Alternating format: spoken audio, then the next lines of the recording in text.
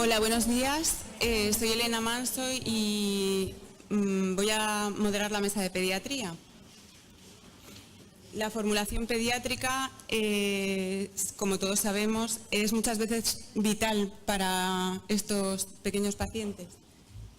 Nuestra mesa es una mesa muy densa, tenemos 3 participantes que nos van a contar un montón de cosas muy interesantes, así que sin más voy a presentaros y doy paso a que nos cuenten sus experiencias. De farmacia hospitalaria viene Carmen Dávila, que es adjunta del complejo hospitalario de Pontevedra y forma parte del grupo de farmacotecnia de la SED. Carmen, cuando quieras. Ay, sí, que tengo que ponerla.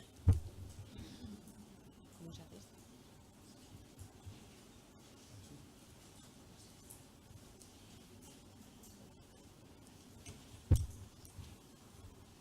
Bueno, buenos días. Encantada de estar aquí con vosotros y sobre todo porque, aparte de estar entre compañeros de profesión, yo creo que estamos en compañeros de pasión o devoción, porque yo creo que la gente los farmacéuticos que nos dedicamos a la elaboración de medicamentos lo hacemos porque nos gusta de verdad. Bien, me gusta mucho hablar de este tema, de la formulación pediátrica, porque bueno, yo creo que es la que tengo más experiencia, es la que más me gusta y personalmente yo creo que es la que te da una gratificación personal pues diferente.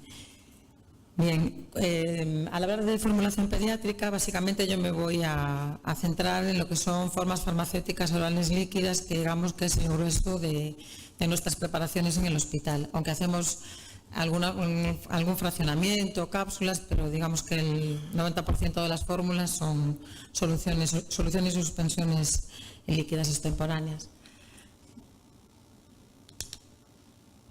No sé si esto funciona correctamente. Tengo que...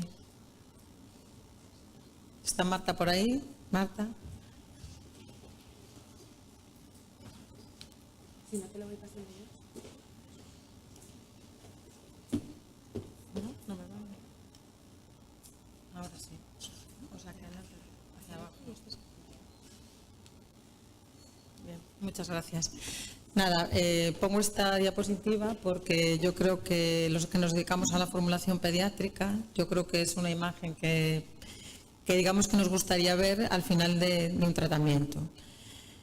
La realidad es muy distinta y sobre todo si hablo de formulación pediátrica en el hospital, bueno, yo creo que una parte considerable de nuestro trabajo va destinada a los pacientes con enfermedades raras pocos frecuentes y sobre todo enfermedades graves.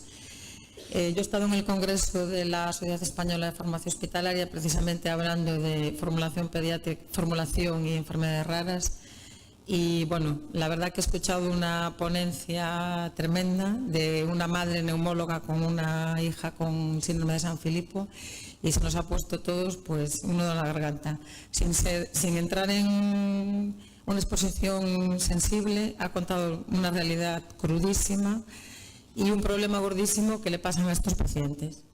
Lo pongo aquí un poco al margen, pero para que os concienciéis de lo que significa elaborar para estos pacientes. Hacemos fórmulas que normalmente no tienen una indicación autorizada, que hay muy poca información bibliográfica, que probablemente si nosotros tenemos problemas en el hospital, en oficinas de farmacia las vais a tener mucho más, pero que si no lo elaboramos son pacientes que se quedan sin la medicación.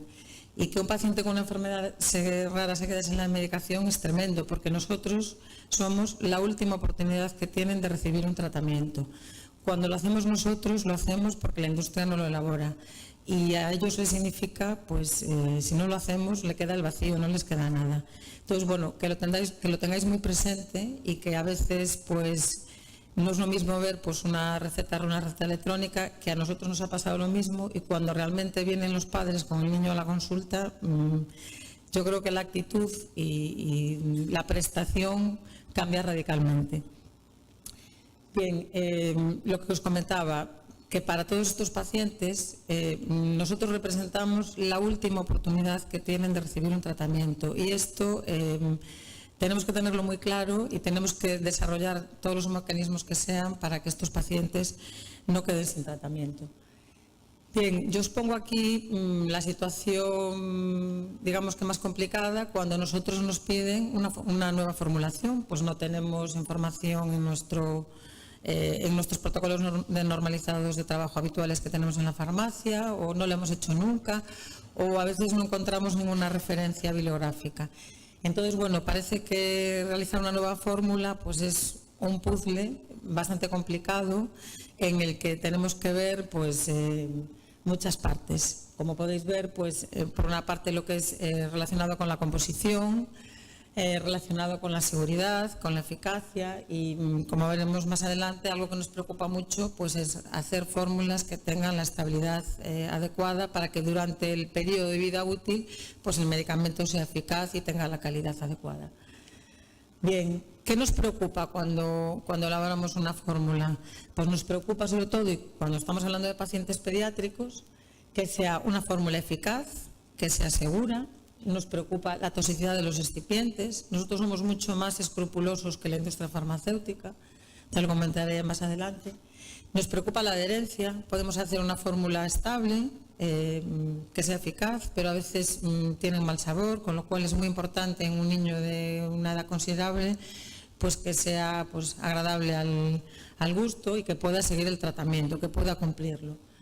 Nos preocupa muchísimo, como farmacéuticos, pues por supuesto, la estabilidad físico-química, la contaminación microbiológica. Estamos hablando de suspensiones, soluciones básicamente acuosas y sobre todo el periodo de validez. Y además, pues sobre todo, pues la mayor problemática que estamos teniendo es un poco el de que el paciente tenga una continuidad asistencial entre el hospital y primaria y oficinas de farmacia, y que tengamos criterios unificados en cuanto sobre todo lo que es a la concentración y a la composición. Bien, cuando nos planteamos hacer una fórmula oral líquida, pues la situación ideal sería esta, pues poder disponer del principio activo y que la fórmula estuviera compuesta solo pues del principio activo y el agua, que es un disolvente universal y además es pues inocuo. Pero sabemos que esta no es la realidad y que para que dotar a la fórmula de todas las características que hemos mencionado antes, pues necesitamos una serie de componentes como pueden ser conservantes, saborizantes, agentes suspensores, reguladores de pH, agentes viscosizantes. Entonces, bueno, digamos que la formulación se nos va complicando. Conforme vamos añadiendo más excipientes, lógicamente la estabilidad se ve cada vez más comprometida. Bien, resumirlo todo es complicado y os he puesto bueno, un poco aquí pues, 4 bloques de componentes básicos. Hay muchos más. Si cogemos una ficha técnica de un medicamento comercial, pues esto se puede complicar mucho más. Pero bueno, en formulación magistral digamos que tendemos a reducir, no a extendernos en excipientes. Os pongo los principales y sobre todo, por ejemplo, en conservantes no hay muchas variaciones si nos salimos de el ácido benzoico y los benzoatos, los parabenos, el sorbato potásico.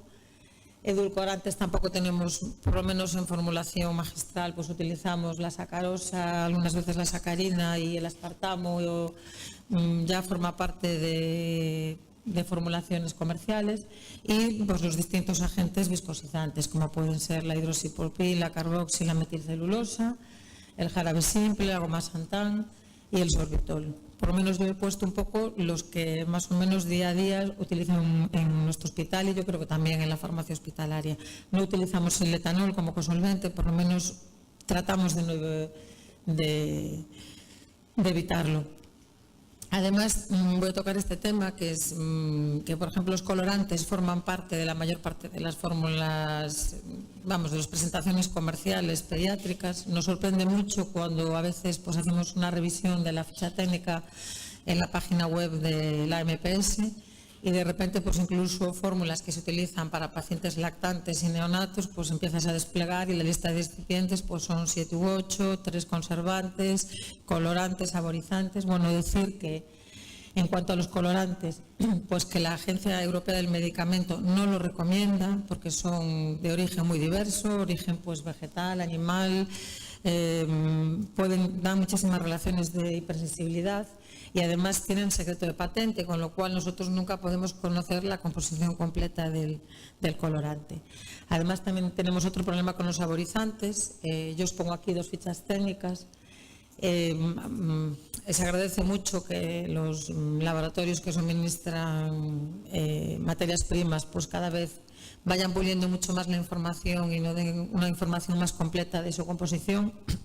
Yo pongo aquí 2 para que veáis un ejemplo de lo que es la esencia de fresa y un saborizante de fresa pediátrico. Casi todos los saborizantes llevan alcohol bencílico. Entonces, bueno, es un excipiente que nosotros lo tenemos un poco demonizado, sobre todo en neonatos no se puede utilizar y en lactantes, digamos que a partir de 3-4 años no lo recomendamos, aunque las cantidades que se utilizan de saborizantes son muy pequeñas, pero bueno, tenerlo en cuenta.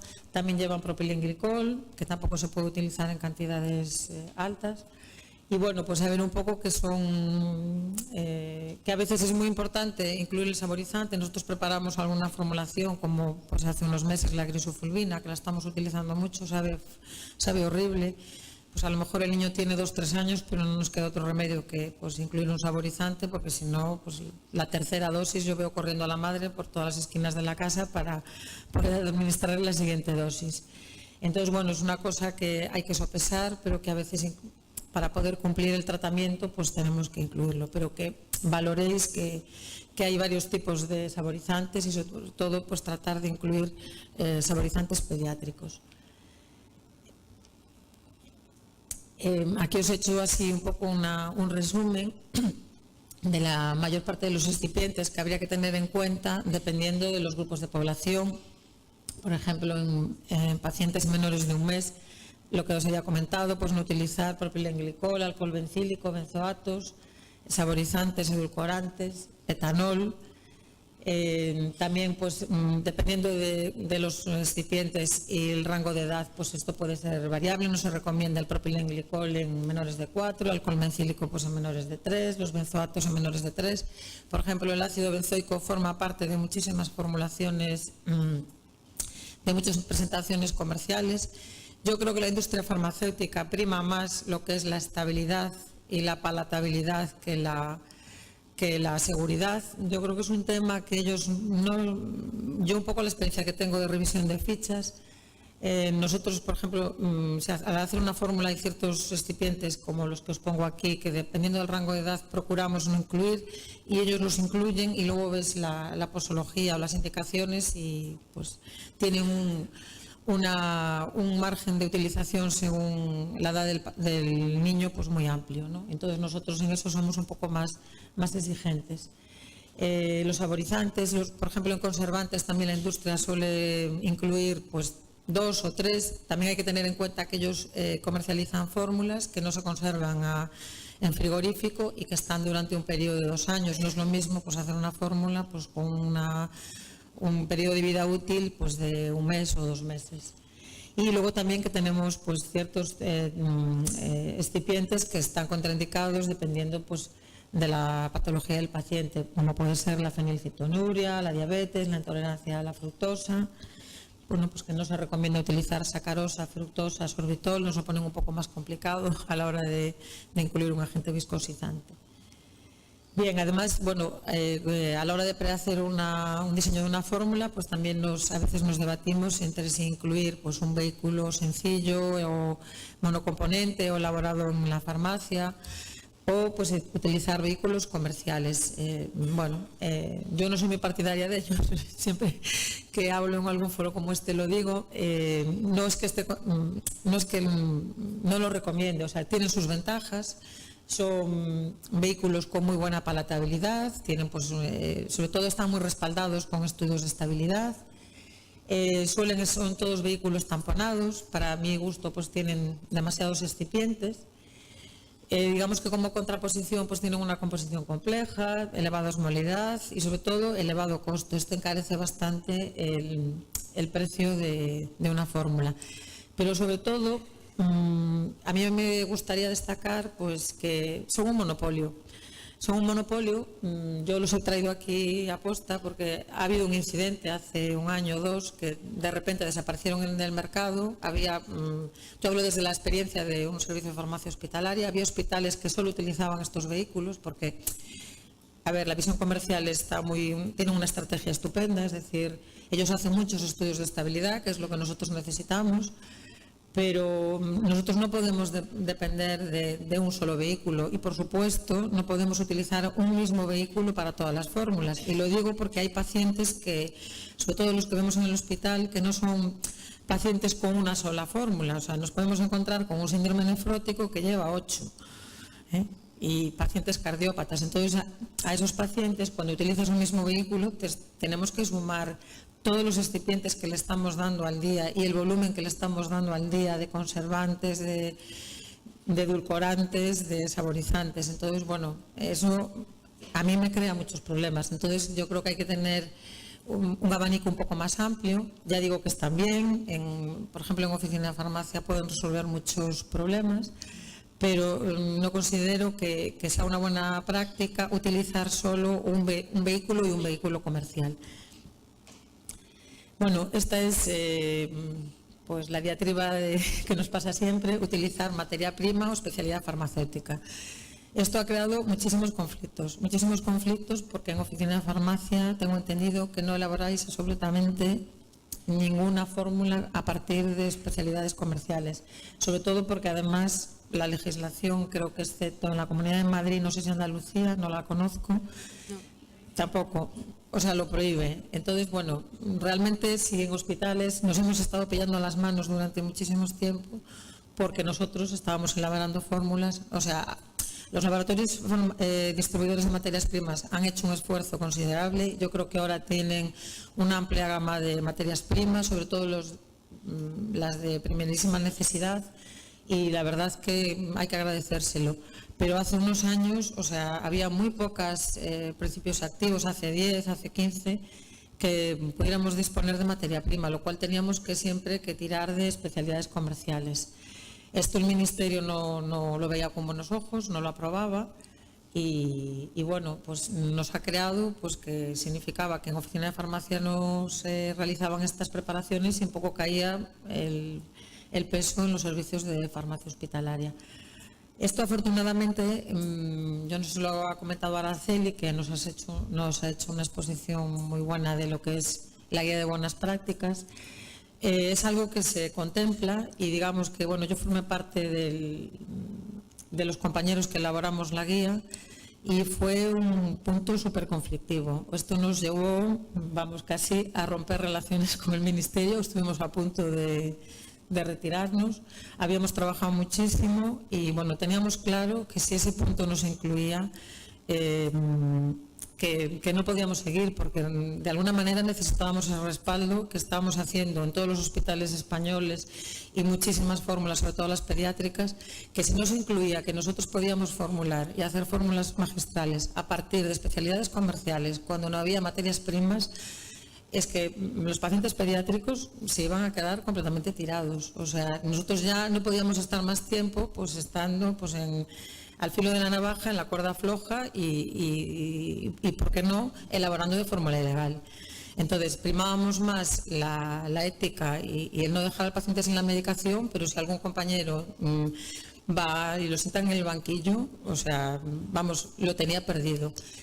Al final, bueno, pues la verdad es que se concienciaron mucho. Ya digo que fue un punto de negociación muy difícil y, vamos, yo creo que ha sido un avance muy importante. No es lo más importante que tiene la guía yo creo que es muy completa. Alguien preguntó qué grado de implantación había a nivel europeo.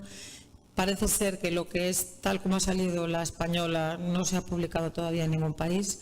Los países europeos, aprovecho para comentarlo, tienen en los servicios de farmacia hospitalaria, por eso ha salido la resolución europea, perdonadme que haga este inciso, somos muy dispares en elaboración. Existen países como Bélgica y Holanda que elaboran de forma casi industrial en los servicios de farmacia hospitalaria. Es impresionante el trabajo que hacen. En Francia también los servicios de farmacia hospitalaria disponen de HPLC, bueno, de una tecnología que nosotros no disponemos, pero sin embargo en otros países pues está mucho más en pañales, ¿no? Entonces, bueno, esta guía un poco y la matriz de riesgo fue algo así como muy original y fue una guía bastante completa con respecto a los Estados miembros.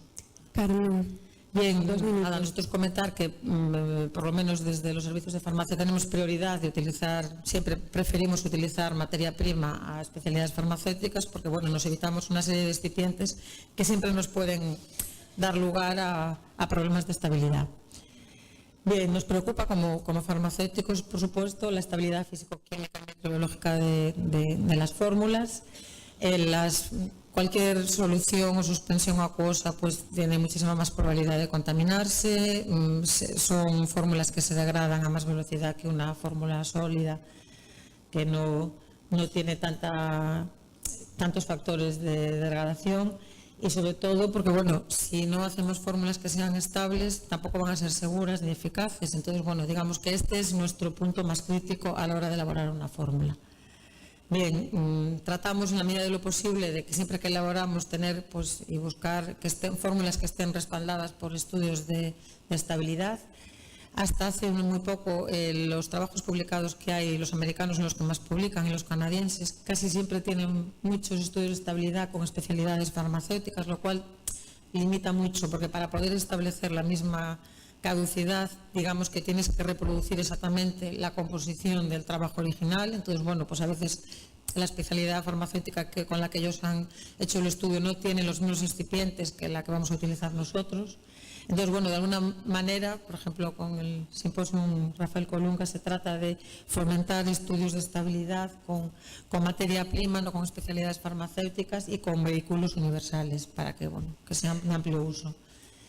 Digamos que hemos pasado un poco la elaboración de fórmulas magistrales, ha pasado del hágase según arte a hágase según ciencia o evidencia, como bien nos han dejado patente Araceli y Marta, y bueno, pues este es el camino que tenemos que seguir. Yo pongo aquí esto que me parece importantísimo, que es el pH. Digamos que en cualquier, sobre todo en las soluciones, es uno de los factores más importantes en la estabilidad de un fármaco y que cada principio activo en solución tiene un rango de pH de máxima estabilidad. A veces no es fácil conocerlo, pero os pongo aquí varios ejemplos porque no todas las formulaciones pueden utilizarse con los mismos vehículos y tienen el mismo rango de pH. Mayoritariamente hay que decir que casi todos son ácidos débiles y que los manejamos entre un rango entre un 4 y un 6, pero esto no es así para muchos fármacos. Y os pongo aquí varios ejemplos, como puede ser la furosemida, que ahí pone que, bueno, que el pH óptimo es 9, pero que por encima de 7, y lo pone en la ficha técnica del medicamento comercial, no se deben utilizar formulaciones porque se degrada y son inestables. Entonces, esto que lo tengáis muy en cuenta. Y, por ejemplo, en mi hospital, nosotros lo que hacemos siempre a todas las formulaciones es determinar el pH. Además, confeccionamos una tabla porque a veces decir que los formularios de reconocido prestigio, salvo yo creo que algunas fórmulas que tienen incluidas Manuel Atienza en su libro de formulación pediátrica, no ponen ninguna referencia de pH, lo cual me parece un fallo garrafal, porque yo creo que es un factor muy importante, sobre todo en fármacos como los que os pongo ahí en la tabla, que si no tienen ese rango no van a ser estables, con lo cual vamos a hacer fórmulas que no son ni eficaces ni seguras. Y que lo tengáis muy en cuenta. Si no se dispone de pHímetro, se puede utilizar una tira reactiva que es mucho más económica, que está al alcance de todos y que más o menos pues, puede tener un rango de un punto arriba o abajo en su medición. Además, tener muy en cuenta, yo utilizo jarabes, compro jarabe elaborado porque nos facilita muchísimo, pero tener muy en cuenta que los pHs de los jarabes que suministran los laboratorios son muy diferentes. Entonces, así, Acofarma normalmente tiene un rango de pH entre 5,2 y 5,7. Bueno, estas son las medidas que hice yo hace un año, que tuve la oportunidad de disponer de los otros jarabes. Yo no los intercambio por ese motivo, porque siempre tengo el mismo, porque los incluyo en los protocolos y pues si paso de Acofarma a Guinama me puedo llevar algún susto, porque pasamos de un 5,2 a 7 a 9, con lo cual pasa de un pH neutro a básico. Carmen, tienes que ir terminando. Vale, y que, bueno, que tengáis en cuenta que cuando recibáis un jarabe que controléis esta este valor para tenerlo en cuenta en vuestros protocolos normalizados de trabajo. Aclarar también que el formulario nacional tampoco especifica el pH, pero yo considero que sí es necesario que lo incluya. Nada más, bueno, decir que... ¿Cuánto me quedaban? ¿2 minutos? Nada. Puede ser muy breve. Nada, que la guía de buenas prácticas de preparación de medicamentos en los servicios de farmacia incluye, aparte de la matriz de riesgo, nos limita el periodo de validez, que esto es una cosa importantísima. Esto ya salió, se preguntó y a veces dices, ¿podemos elaborar una fórmula que no tenemos datos de estabilidad? ¿Qué estabilidad le ponemos?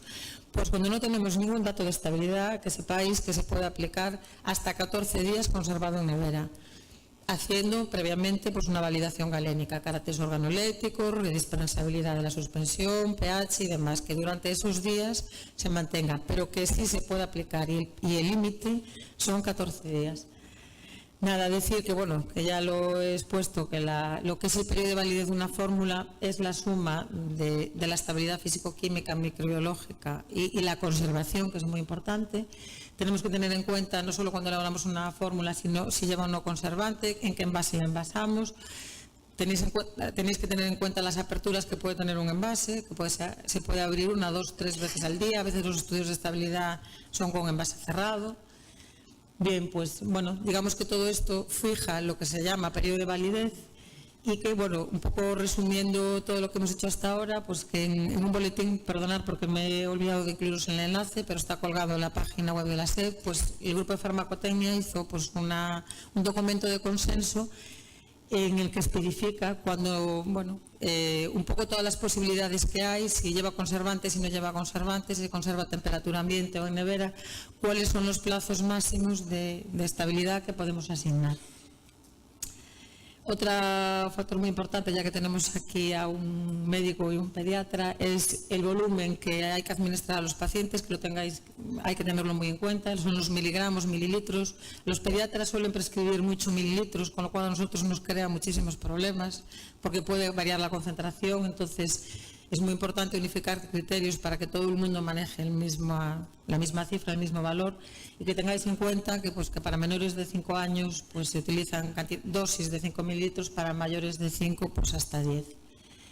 Bueno, este era un ejemplo, si me permites, que lo último que me gusta mucho es la recomendación de la dosificación de tubérculos tácticos según la Organización Mundial de la Salud. Recomiendan pues una concentración fija de isoniazida, rifampicina, etambutol y piracinamida, para que tengáis un poco en cuenta la importancia que tiene el volumen.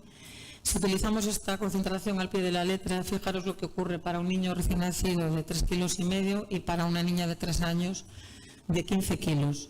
Si además le sumamos el volumen de rifampicina, nos encontramos que para la niña de 3 años le estamos dando casi 50 mililitros en una sola toma. Esto es inasumible. Entonces, que de alguna manera, para la población pediátrica, nosotros es importantísimo, como hemos comentado, unificar criterios para que tenga continuidad asistencial de hospitalizada primaria y que para que todos manejamos las mismas cifras, las mismas concentraciones, pero que, bueno, estas son las iniciativas que ya conocéis de unificación de criterios. Me lo voy a saltar, pero que aparte de unificar criterios también hay que tener un poco la individualización y que no podemos tratar a todos los rangos de la población pediátrica de la misma manera. No es lo mismo un lactante y un recién nacido que un niño de 8 a 10 años, con lo cual la dosificación no puede ser la misma para estos rangos de población. Entonces se necesita una dosis estándar, pero probablemente 2 para ajustarlo pues, a los pacientes de menor edad. Nada más, muchísimas gracias. Siento haberme extendido.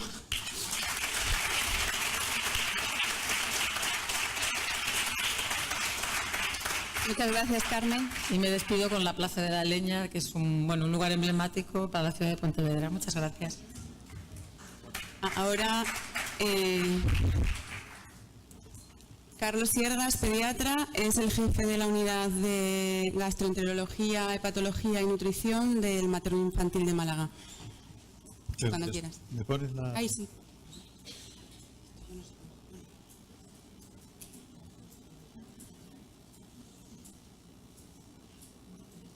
Bueno, en primer lugar, cuando Elena e Izaskun fueron un día a verme al hospital para exponer este tipo de reunión, me pareció interesantísimo por dos motivos. Uno, pues porque como pediatra, en este caso que me dedico a la gastroenterología y patología y nutrición hospitalaria, pues hay un profundo desconocimiento y poca conexión entre los servicios de farmacia y el clínico normalmente.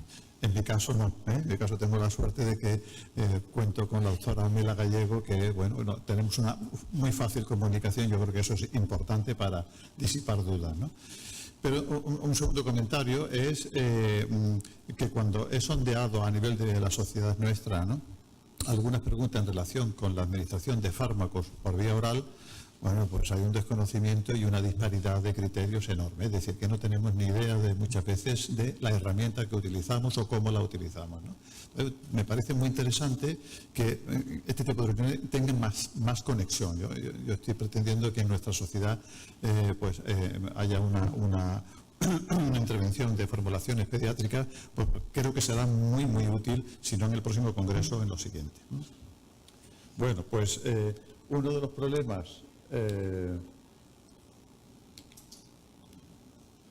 problemas que tenemos es, yo diría que dos o tres importantes. Uno es, yo considero este medicamento, se lo tengo que dar al niño y es complicado el darle, es complicado por distintos motivos, por la presentación, por la forma, bueno, pues entonces tenemos la meta de decir, ¿cuál será la formulación ideal? ¿Qué criterios tendría que tener?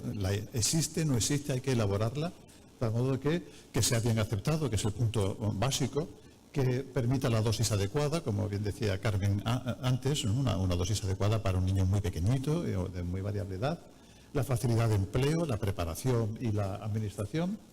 Esto es muy importante, los excipientes, la estabilidad, la solubilidad, la seguridad. Claro, nosotros ignoramos ese tema, no vemos la letra pequeña muchas veces en la composición de los medicamentos que se elaboran, ¿no? Por supuesto, para evitar errores de administración, que son muchos a nivel hospitalario con cierta facilidad. Y también el coste económico, que no encarezca extraordinariamente el tema. Entonces, claro, esa formulación, ¿cuál podría ser? Pues bueno, se podría considerar que la fórmula líquida cumple todos los criterios. Una fórmula líquida correcta en todos estos ambientes, en todos estos factores que hemos comentado, solubilidad, eficacia, seguridad, dosificación perfecta, aceptación. Pero, bueno, a veces también tenemos nuestras dudas de que esa misma presentación líquida, a lo mejor sospechamos que no tiene la misma biodisponibilidad que si la damos en otra forma. Pero, a veces nos queda duda de decir, oye, cuando yo le doy a este niño pues el medicamento en una fórmula magistral o se le doy de otra manera, los niveles plasmáticos de ese medicamento a lo mejor no son los mismos, ¿no? Lo cual nos hace pensar, oye, pues se nos puede escapar alguna cosa, ¿eh?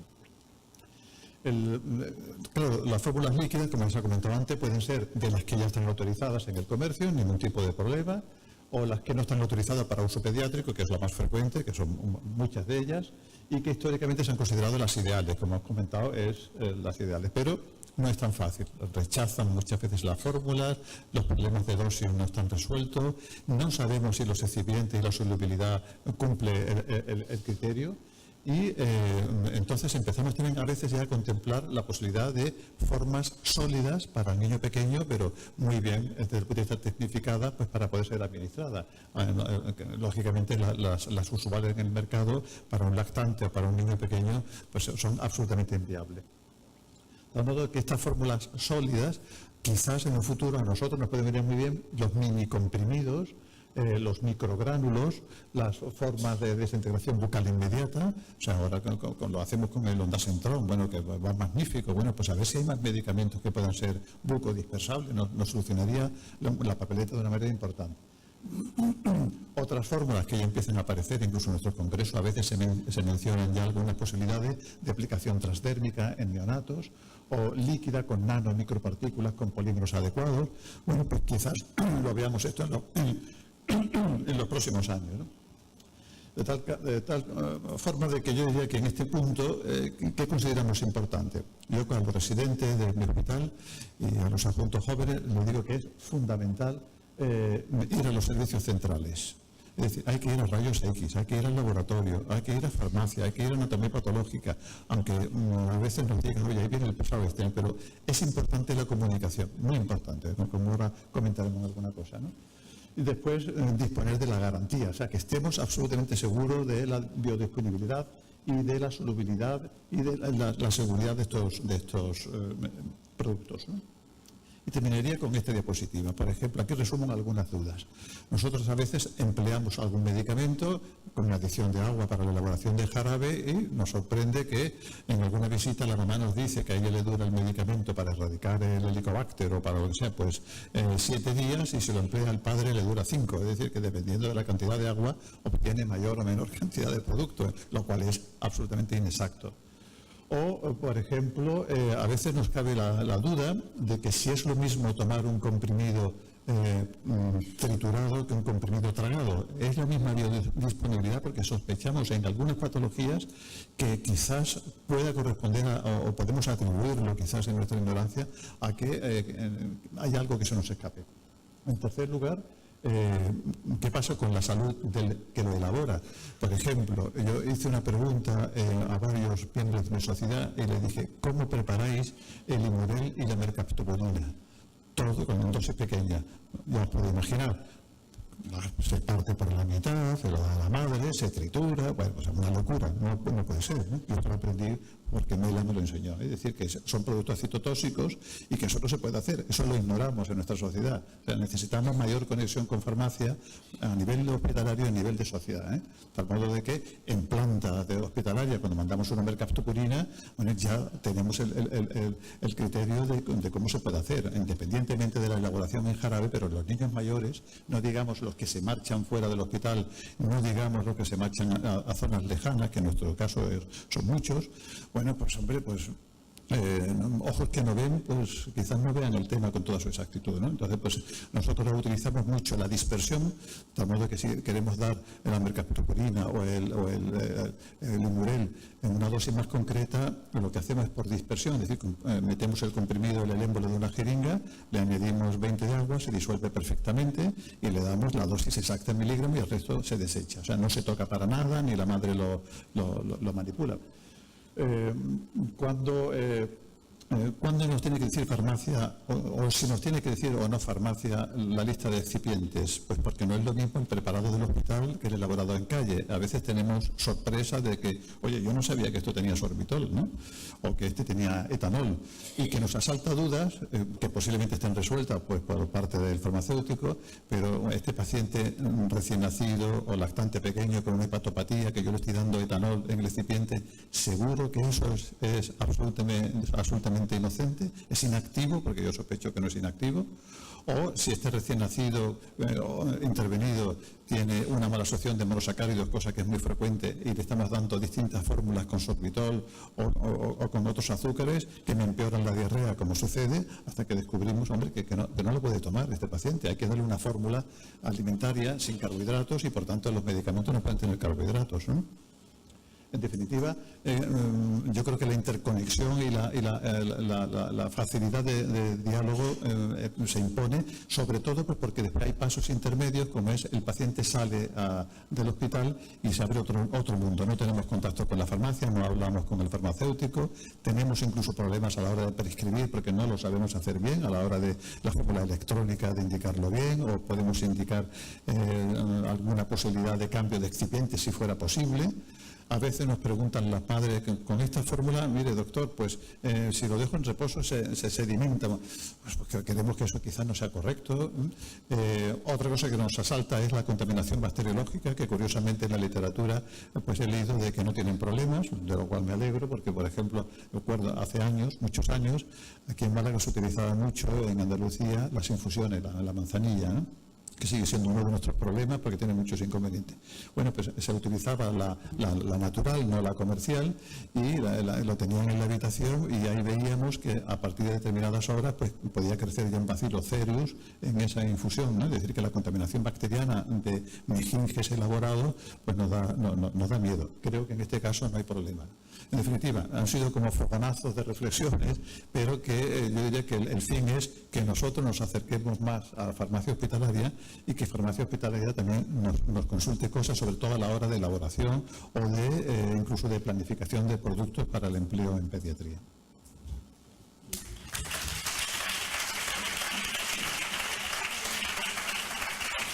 Muchas gracias, Carlos. A continuación viene José Manuel Manzanares, que es farmacéutico comunitario, que nos va a dar su visión desde la oficina de farmacia. Hola, buenos días a todos. Es un placer estar aquí como ponente de este foro de profesionales tan completo, a la vez una responsabilidad, y espero que podáis sacar algo interesante de lo que os diga. Doy gracias a la Asociación de Farmacéuticos Formulistas por esta oportunidad, y espero en estos minutillos poder aportar algo del trabajo que desde la oficina de farmacia hacemos para tratar de ayudar que los más pequeñajos de las casas que acuden a nuestras boticas unas patologías que realmente no son las que nunca ningún padre hubiéramos querido para nuestros hijos. En la oficina de farmacia recibimos los encargos bien directamente en el mostrador de la farmacia cuando ha sido prescrito por un medicamento individualizado por un pediatra de atención primaria, o en los pueblos en los que estamos algunas farmacias, pues es el mismo médico de atención primaria el que emite la prescripción. O bien cuando el niño ha sido derivado al alta desde el hospital en el que el paciente haya estado ingresado. En algunos casos, nosotros, por ejemplo, trabajamos mucho con formulación magistral a terceros, y son las otras terceras farmacias las que nos hacen llegar estas formulaciones. Quería estimar más o menos cuál es el porcentaje de fórmulas pediátricas que cada día elaboramos en nuestro laboratorio. Entonces, con la ayuda de nuestro programa informático, hemos detectado que fórmulas magistrales específicamente pediátricas, y tomando de referencia las 1000 últimas prescripciones, nos encontramos con que seguro hemos elaborado un 17,3% de fórmulas para niños. Seguro que se nos han escapado algunas, porque hay algunos alcoholes boricados, hay fórmulas para mucosa oral, vaselinas o aceites salicílicos, que realmente no he podido discriminar si no hubiese sido con un estudio pormenorizado de la receta si se trata para niños o no. Y como vemos, el 14% de las fórmulas que hemos elaborado en nuestro laboratorio son líquidas orales. Vemos que entre ranitidina y omeprazol ganan por goleada, seguido por clásicos como el propranolol, el ácido ursodesoicólico, enalapril, captopril, furosemida. Luego nos encontramos otros no tan habituales y de reciente incorporación por haber podido conseguir la materia prima, como pueden ser el nadolol, amlodipino, dipilidamol, y otros menos habituales, pues como puede ser el hidroxiltriptófano, nifedipino, flecainida. Entre las fórmulas tópicas, las que más estamos formulando en nuestra oficina de farmacia es el timolol pediátrico, seguido de astringentes como pueden ser eosina, permanganato y algunas pastas al agua. Como digo, aquí también tendrían que haber figurado pues los alcoholes boricados, las pastas de triamcinolona, los aceites salicílicos, que no hemos cuantificado. También últimamente se elaboran algunos colirios, como es el caso de la modroxyprogesterona, que desde que el colicus medrivas está fuera de juego, pues lo están mandando sobre todo para niños. Algunos ciclosporina pediátrica para úlceras y pelocarpinas a bajas concentraciones. Y en estas últimas 1000 fórmulas también elaboramos algunas cápsulas, como es el atenolol, alguna de aspirina y unos supositorios de diazepam. Nos encontramos con algunos problemas, como es la obtención de las materias primas para elaborar todas las fórmulas. Tal y como ha dicho Carmela, en el mundo hospitalario lo tienen bastante resuelto, pero en la oficina de farmacia no es tan fácil. En Andalucía tuvimos una ley en la que nos dio la posibilidad de formular con especialidades farmacéuticas cuando no existía el principio activo, siempre que pidiésemos la autorización previa a la Junta de Andalucía, a lo que es la Consejería de Sanidad, y ellos nos daban la autorización en concreto. Pero hubo una posterior sentencia del Tribunal Constitucional que anuló esta ley, con lo cual donde dije digo, y lo que antes hacíamos, creo que en la mayoría de las farmacias, cuando no teníamos posibilidad de elaborar una fórmula, si no fuera con una especialidad, lo hacíamos. Ahora tenemos una sentencia bastante específica y cartas que nos mandan a las farmacias que hacíamos las fórmulas, diciendo que esta autorización que nos habían dado se ha revocado, con lo cual hace que nos encontremos en situación de indefensión y de miedo a la hora de poder elaborar una fórmula con una especialidad. Tal y como hemos comentado aquí también, hay que buscar la unificación de criterios en las fórmulas orales. Además de, para encontrarla, que las fórmulas sean estables, eficaces y seguras, lo que debemos pretender es que no haya diferencias en cuanto a sabores, tiempo de caducidad, que haga que los padres de los pacientes que tienen sus dudas cuando pasan del medio hospitalario a la calle o bien que encargan la fórmula entre dos farmacias distintas. Es decir, el padre no puede entender que las dos fórmulas se diferencien muchísimo. Debemos educar a los cuidadores de los niños en la conservación y manejo de las fórmulas.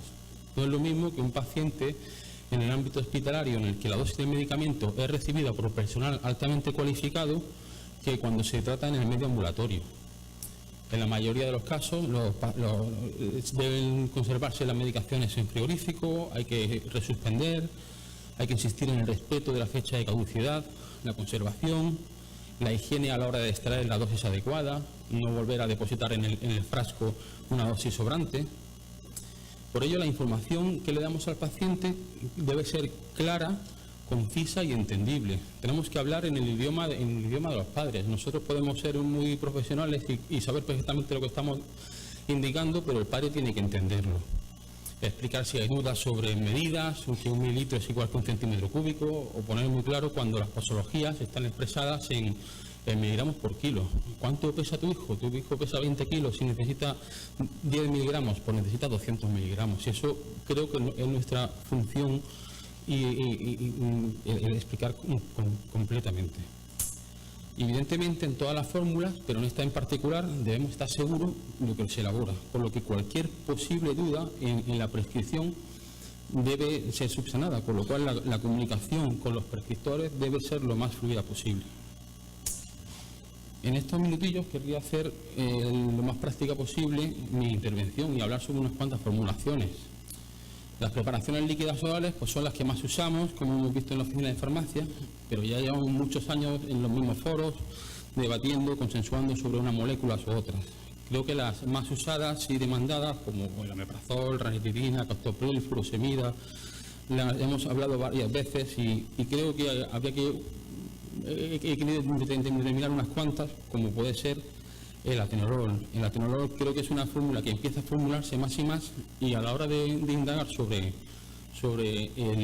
los distintos las distintas formas como de elaboración, pues vemos que hay sus dudas. Hemos estado haciendo una búsqueda bibliográfica y nos encontramos que hay una serie de protocolos distintos. En la imagen tenemos un cortapega de un hospital perteneciente al grupo de trabajo de la Sociedad Española de Farmacia Hospitalaria, en la que se usaba una especialidad comercial de atenolol, se pulverizaban los comprimidos y se añadía glicerina y jarabe simple para hacer la formulación.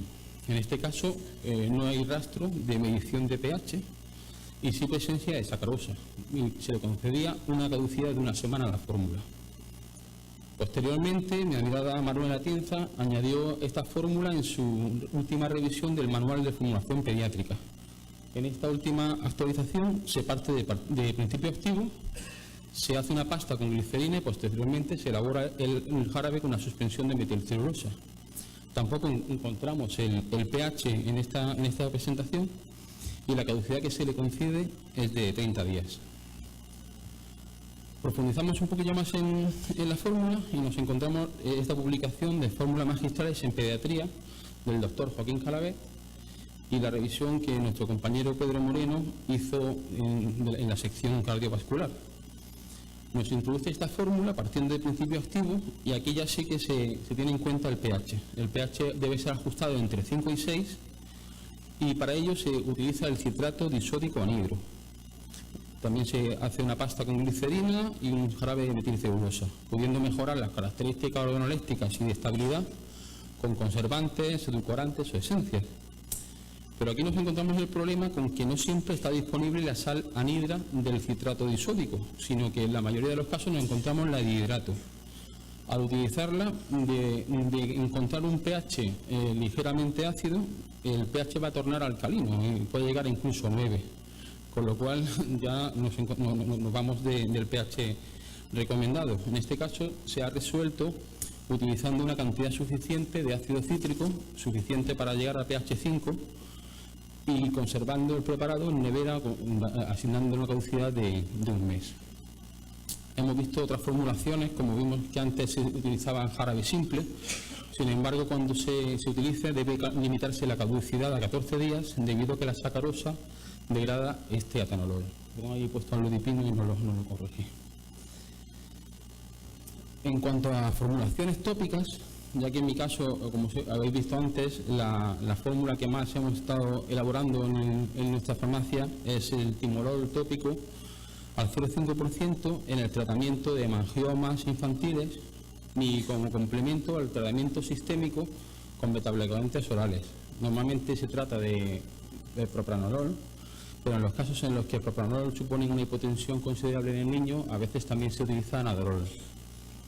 En otros casos, el timolol se utiliza solo como monofármaco desde el principio del tratamiento, o bien en la última etapa del mismo, cuando se ha apartado el uso del betabloqueante oral. En este caso, hemos seleccionado un gel muy evanescente, con un carbómero 940, sin conservantes, para tratar de no dar problemas en la lesión. La caducidad, siguiendo los criterios que Carmen Dávila ha propuesto, y en las fórmulas no orales se le da hasta un mes de caducidad, pero realmente nunca hemos llegado a encontrar bibliografía en la misma. Y antes, la doctora Marta, cuando nos ha estado comentando la posibilidad de hacer los estudios en el PACMI, pues a mí se me ha abierto una ventana para poder tratar de esta fórmula como una de las siguientes a estudio en los siguientes años. Y por último, quería proponer una formulación tópica para mucosa oral, y es el tratamiento tópico bucal para la estomatitis con sucralfato. Me enteré que iban a compartir la mesa con el doctor Carlos Sierra, y entonces pues contacté con mi compañera, la doctora Carmen Gallego, del Servicio de Farmacia Hospitalaria de Materno Infantil en Málaga, para preguntar por qué formulaciones el doctor empleaba para ver realmente tener una sinergia en la mesa. Me detalló una serie de formulaciones que en el día a día utilizaba, y me habló del interés para sacar a la farmacia comunitaria de una fórmula con sucralfato que en el hospital, digamos, de alguna manera puedan tener resuelto con el poco urbal que les llegue a cuentagotas, pero que en farmacia comunitaria tenemos completamente desabastecido, con lo cual la solución de que el paciente se hiciese el enjuague casero pues no es posible. Hemos realizado una revisión bibliográfica y nos podemos encontrar en bibliografía americana dos posibilidades de uso del sucralfato en mucosa oral. En esta imagen tenemos el sucralfato junto con una lidocaína y metronidazol en un gel apto para mucosa oral de metilcelulosa al 3%. Y en esta siguiente nos encontramos que el sucralfato se une en sinergia con la anistatina en una suspensión acuosa para enjuagues con una metilcelulosa al 1%. En ambos casos se presentan estudios de estabilidad y conceden a la fórmula una caducidad de 14 días en nevera. Por extrapolación, podríamos suponer que si lo que se quiere usar es el sucralfato como monofármaco, no vamos a encontrar problemas de estabilidad y formularlo. El sobre de Urbal de 1 gramo estaba disuelto en 5 mililitros, con lo que la concentración que adquiríamos era del 20%, igual que nos encontramos en esta fórmula, 200 miligramos por gramo. Y es la que se puede proponer en la fórmula que el doctor nos hubiera planteado. Un inconveniente pues puede ser el precio, pues debido a que difícilmente nos encontremos 1 gramo de sucralfato a un coste menor de 1 euro, por lo cual el precio de la fórmula va a ser bastante alto. Y ya para terminar, quería poner una última reflexión, y es la indefensión y la situación en la que a veces nos encontramos en formulación magistral. Llevamos años suministrando a nuestros pacientes una serie de fórmulas con la coletilla fuera de indicaciones, el famoso off-label. Una de ellas pues, es la del propranolol, en el caso del tratamiento sistémico de hemangiomas, como antes les he comentado. Y el pasado sábado pues, coticé una posible fórmula magistral mediante la aplicación que el Colegio de Farmacéuticos de Sevilla nos pone en las manos para valorar las fórmulas financiables por el Sistema Andaluz de Salud. Esta fórmula, concretamente, con la concentración 3,75 miligramos por mililitro y 120 mililitros, nos encontramos con que nos la paga la Seguridad Social a 10,64 euros, elaborada por un farmacéutico a un niño concreto. Todos queremos invertir en calidad de medicamento, pero una fórmula tan compleja y que nos paguen tan poco, no sabemos cómo realmente podemos intentar actuar en consecuencia, ¿no? Pero nos damos cuenta de lo baratos que le salimos a la Administración, porque hace unos meses se ha aprobado la especialidad de Mangiol con el módico precio de 225,59 euros por unidad. Misma concentración, un montón de recipientes complejos, etcétera, etcétera. ¿Cómo se come?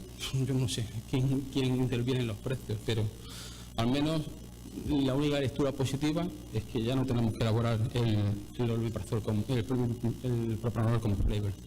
Gracias.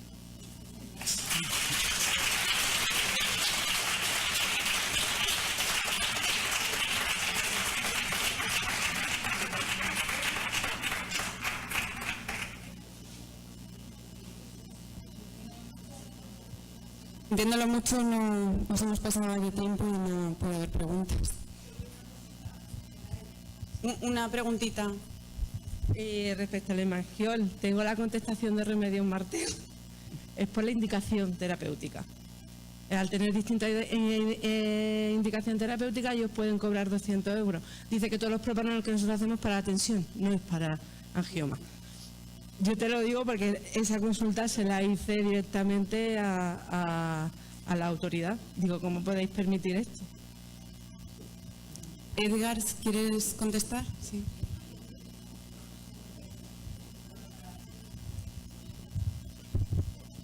Hola, no era contestar por el tema del Mangiol, era simplemente, me ha encantado la mesa, gracias a los tres, a los cuatro, y solamente un detalle a modo de reflexión, y es que creo que es muy importante que nos quede la idea de que tenemos que dialogar más. El otro día estuvimos en un congreso en Salamanca y siempre está la duda de, pero en una farmacia me dicen estabilidad 15 días, en otra 30, tenemos que ser también generadores de adelantarnos, anticiparnos a ese tipo de dudas y estar en contacto con el médico, porque si en un sitio dicen 15 y en otro 30, tenemos un grave problema. El problema es que al final se genera una desconfianza, ¿no? Se genera algo de alguien o algo estamos haciendo al menos diferente, ¿no? En cuanto a lo que es unificación de criterios, me parece que tenemos que ir por ahí, por esa línea, y tenemos que trabajar en conjunto y en equipo y esforzarnos mucho en eso. Simplemente una reflexión, para compartir con vosotros.